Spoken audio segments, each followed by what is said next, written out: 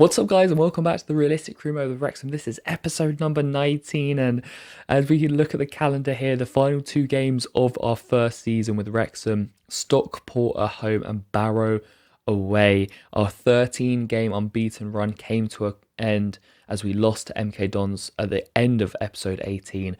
We're now sat in third in the last automatic promotion spot with two games to go, so it's still in our hands, kind of. Salford, if they win all their games as well, they'll be the same points as us, so it could come down to goal difference.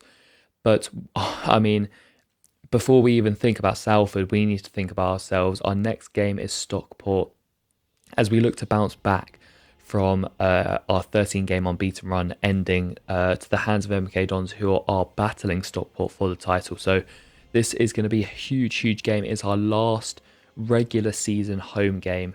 Hopefully not my last, because I honestly feel like my job is under threat. The board emailed me saying that my job is seriously under consideration.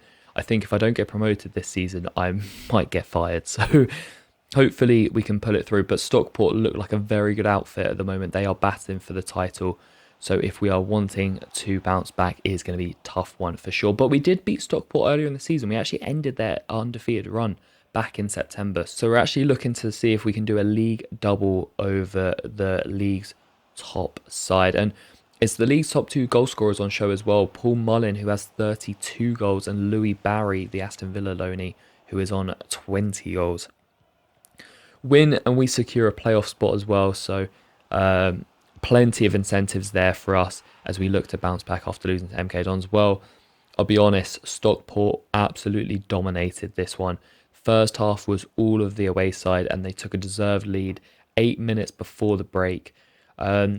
It's so frustrating because when I'm defending AI, when they're going into the box or towards the byline, they basically never want to cross it in. They always want to cut it back. So I'm always defending the cut back and almost showing them down towards the byline. But that time, he basically just ran through and smashed it in, which was quite frustrating. Leighton didn't do too much.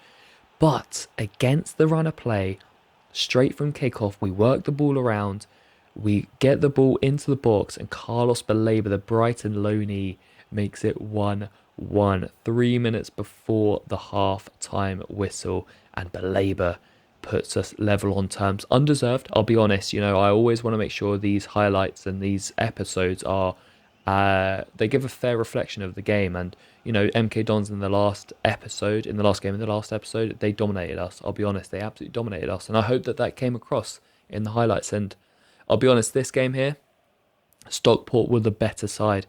You can see why they're top, because they were absolutely phenomenal in this one. Just pressed high. I couldn't work anything well at all.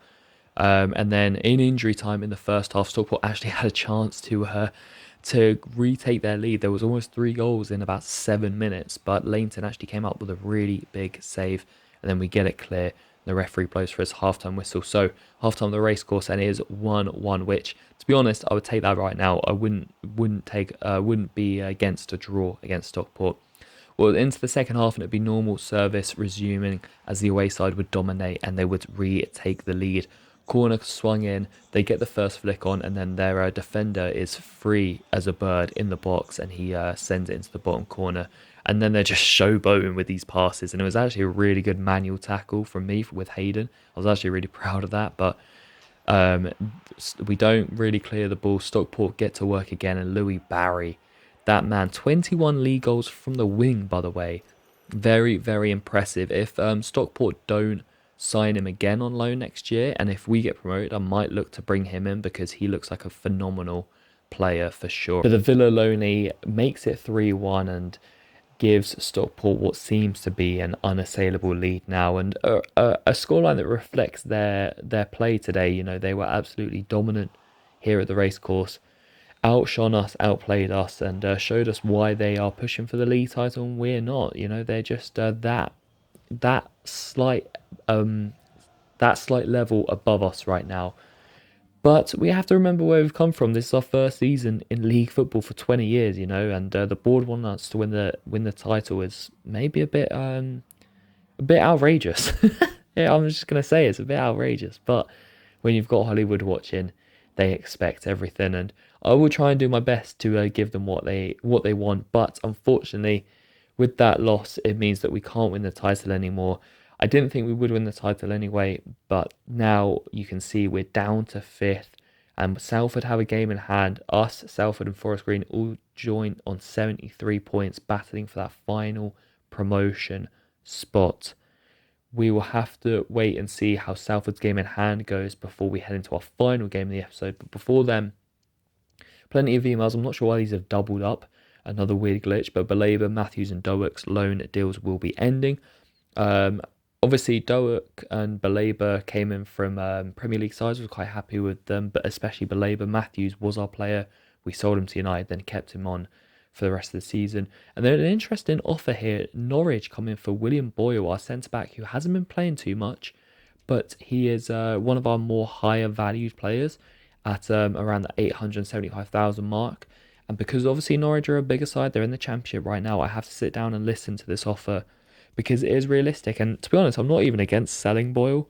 He doesn't get too much game time anyway. I guess with Matthews going, he might do next season, but we'll see. We end up agreeing a fee for just over £1 million with the Norwich representative. So he will be on his way to Norwich at the end of the season. I feel that's quite a realistic destination, you know. They obviously are impressed with what they saw and he'll be moving up the ladder, but staying in the country, whereas Ibar came in for an offer for him and I felt like that was unrealistic, so we returned that down.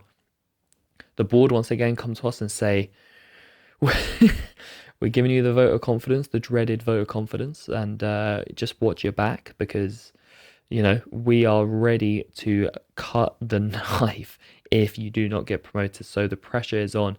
And then Matthews and Baleba come to us and say they were happy with their loan spells. They hope we can make the deals permanent. Matthews, that's not really realistic considering we just sold Matthews to United. Baleba, potentially, if we get promoted, I probably won't look to sign him because I won't have the budget, but I might look to get him on loan again.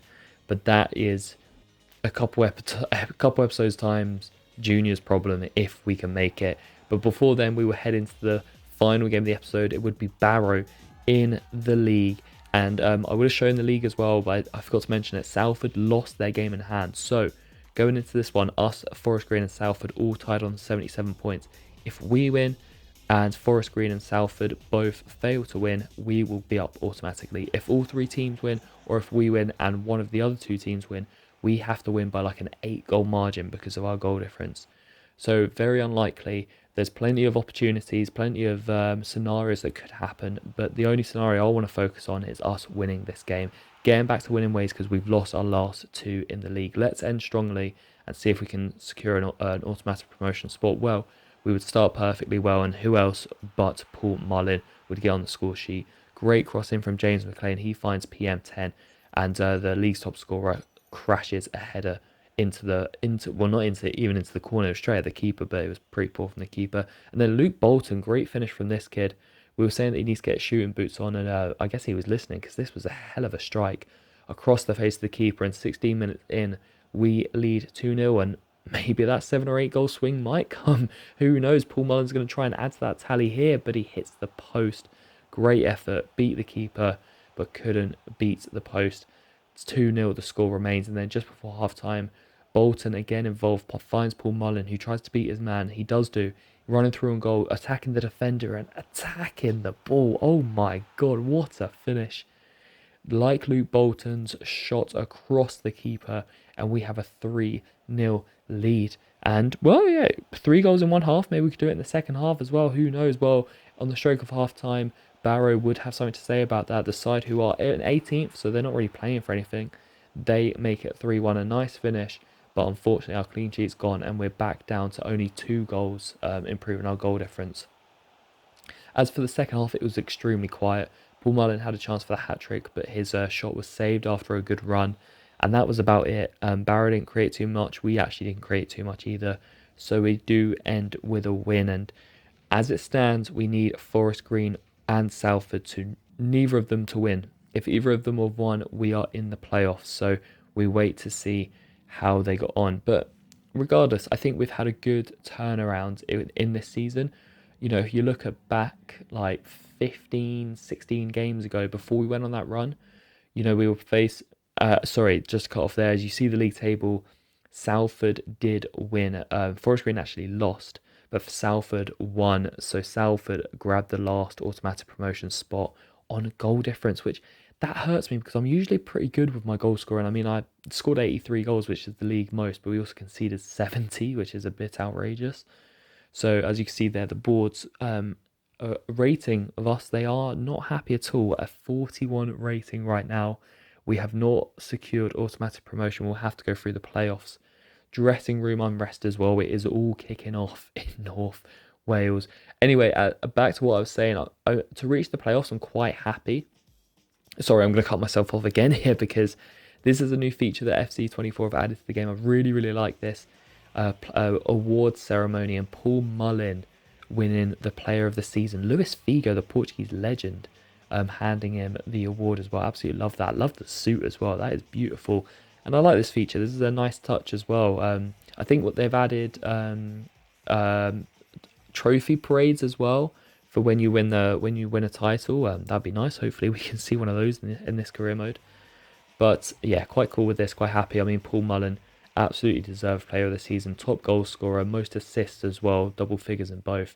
He was phenomenal. 34 goals, 16 assists, 50 goal contributions from the man. He is gold dust, and if we don't get promoted this season, I mean, if I have a job, I definitely won't have Paul Mullin in my side because he will be going. But anyway, we going back to my original point, we finished 4th in the league, just outside of the automatic promotion spots. But you look back 15, 20 games ago, we were sat between 8th and 12th. We were struggling to get into the playoffs. We then changed the formation, which I never do in the first season of a realistic career mode. But the standards were set so high for the board. They wanted us to win the league. I felt like I had to change something. We went away from the 5 at the back. We went to 4-3-3. Lainton, Hayden, and Barnett all became regulars at the back. We brought in Bolton in January, and we went on that 13-game unbeaten run, winning 11. And I felt like we were just phenomenal there. So that really gave us the springboard to reach the playoffs.